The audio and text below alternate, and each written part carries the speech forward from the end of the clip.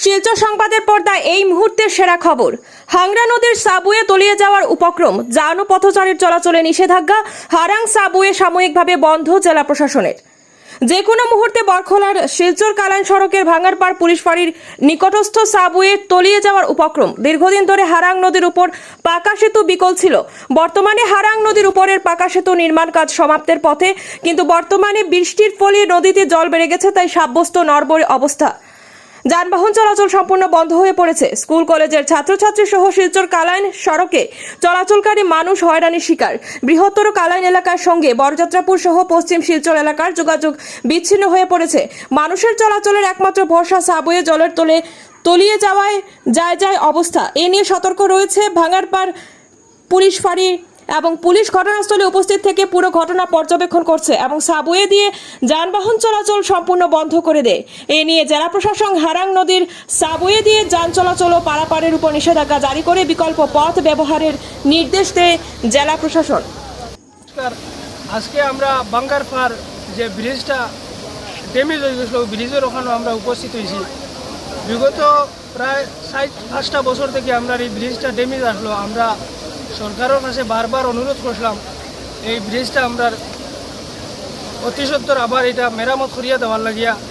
তো সরকারে বা আমরা কিছু প্রশাসনের গাফিলতির কারণে অনেক লেট হয়ে গেছিল। আর আজকে দেখুন আমরা এখানে ব্রিজের নিচে দিয়ে একটা রাস্তা বানিয়ে দেওয়া হয়েছিল।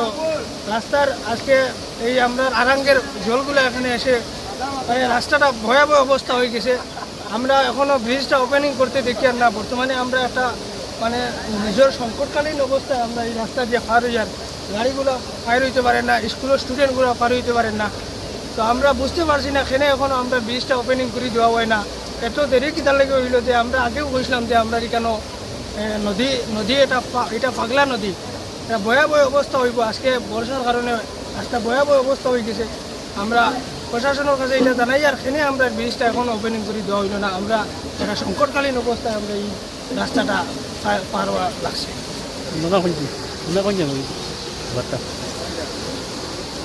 মাননীয় আশাপের কর্মবীর মুখ্যমন্ত্রী স্যার, আপনার কাছে অনুরোধ করিয়া যে অতি সত্ত্বর আমরা ব্রিজটারে ওপেনিং করিয়া দেওয়ার লাগিয়া। কারণ এটা কোন জায়গা, কোন ব্রিজটা? এটা বাঙ্গারভার বরখলা 4র্থ খণ্ড বাঙ্গারভারের মধ্যে অবস্থিত যে হারাং ব্রিজ, এই হারাং ব্রিজটি অতি সত্ত্বর ওপেনিং করিয়া দেওয়ার লাগি আমরা আপনার কৃপা দৃষ্টি আকর্ষণ করিয়া। কেননা আমাদের ছোটো বাচ্চা শিশুমণিরা এই রাস্তা দিয়ে যাতায়াত করা অতি কষ্টকর হয়ে পড়েছে, বিপদ সংকেত হয়ে পড়েছে। কারণ কোন সময় হঠাৎ করে ভেঙে যেতে পারে, এর কারণে আমরা কৃপা দৃষ্টি রাখছি যে অতি সত্বর আমাদের ব্রিজটাকে ওপেনিং করিয়া দেওয়ার জন্য।